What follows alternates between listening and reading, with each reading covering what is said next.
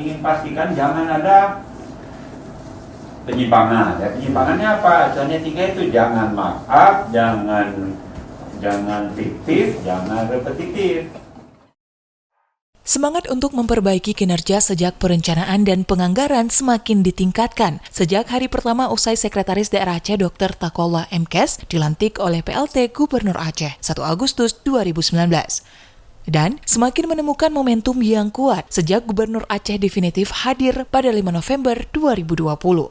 Kerja perbaikan yang tidak mudah ini semakin menemukan energi dukungan yang berlimpah ketika Badan Pengawasan Keuangan dan Pembangunan bertemu dan menyatukan tekad dengan Komisi Pemberantasan Korupsi untuk membantu daerah keluar dari lingkaran korupsi sejak dari perencanaan dan penganggaran.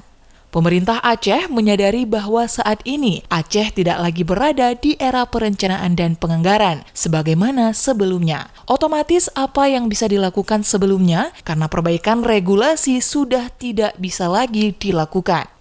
Dampak fatal pun kian beragam. Berbagai temuan datang silih berganti, bahkan menjerat ASN pada tindakan hukum yang berbuntut pada mendekamnya sejumlah oknum ASN di balik jeruji besi. Hal itu membuat rentetan beban pekerjaan kian bertambah, sehingga pembangunan bagi rakyat pun tidak bisa dihadirkan sesegera mungkin, yang berujung pada kritik tanpa jeda dari berbagai pihak.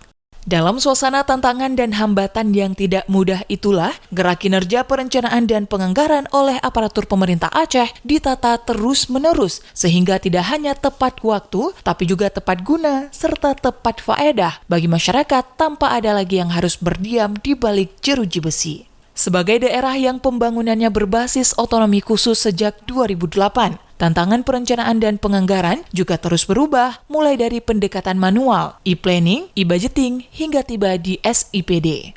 Sekarang, perencanaan, penganggaran, tata kelola keuangan, dan laporan sudah terintegrasi penuh.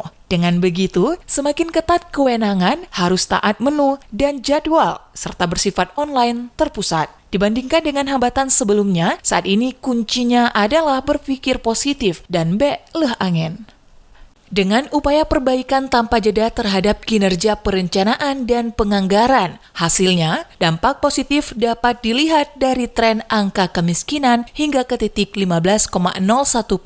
Namun kepungan COVID-19 yang ikut melanda tanah air sehingga membuat angka kemiskinan Aceh kembali naik. Dan ini menjadikan tantangan baru untuk menghadirkan perencanaan dan penganggaran yang tidak hanya dapat mencegah penyimpangan, tapi sekaligus tahan terhadap gemburan COVID-19.